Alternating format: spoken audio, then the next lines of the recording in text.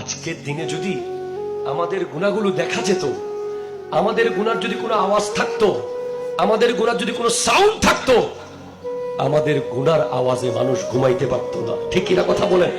আমাদের গুনাহ দেখা গেলে আমাদেরকে কেউ নিজের বিবি পর্যন্ত রান্না করে খাওয়াতো না।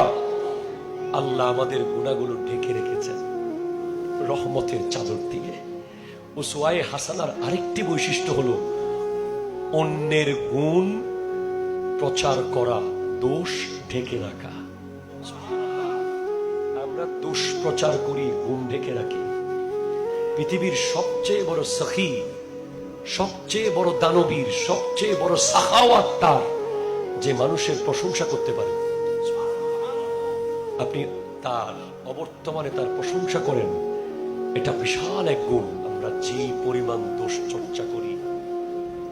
হযরত আয়েশা সিদ্দিকা রাদিয়াল্লাহু তাআলা এসে একদিন শুধু বলেছেন যে ইয়া রাসূলুল্লাহ, উম্মে সালমা একটু বেটে। আমার নবী বলছেন, তোমার এই কথাটা যদি আমি সাগরে ফেলে দিই, সাগরের সমস্ত পানি দুর্গন্ধ হয়ে যাবে। আমাদের সমাজে 24 ঘন্টা আমরা কেমনে কার দোষ প্রচার করব? কারো দোষ প্রচার করতে গিয়ে যদি আপনি এক কাপ চা খান, হাদিসে আছে এই চায়ের পরিমাণ আগুন আপনাকে খাওয়াইয়া দেওয়া হবে।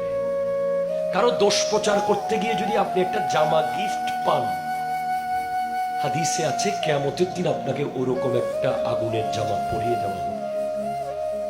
আমাদের সমাজে এখন আপনি কাউকে ভালো কথা বললে সম্পর্ক হয় না, আরেকজনের গীবত করতে পারলে সম্পর্ক মজবুত, দ্রুত সম্পর্ক হয়ে যাবে।